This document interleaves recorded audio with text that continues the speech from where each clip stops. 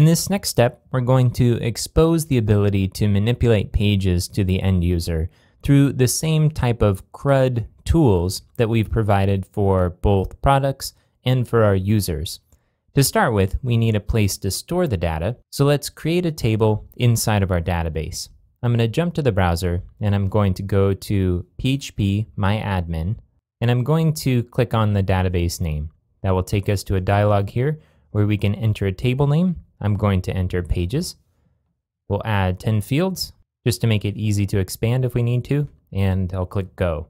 So the first thing we need is a unique identifier for these records. So we'll call this field page_ID, and we'll set this to be auto-incrementing. I'm just scrolling to the right and clicking the AI checkbox. Next, we need a page title that will display in the heading tags and in the page head tag. And we'll go ahead and type title here.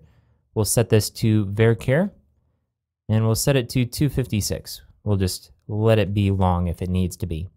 Next, we'll add an input for content, and this will be the actual HTML or PHP content that will be in the page itself.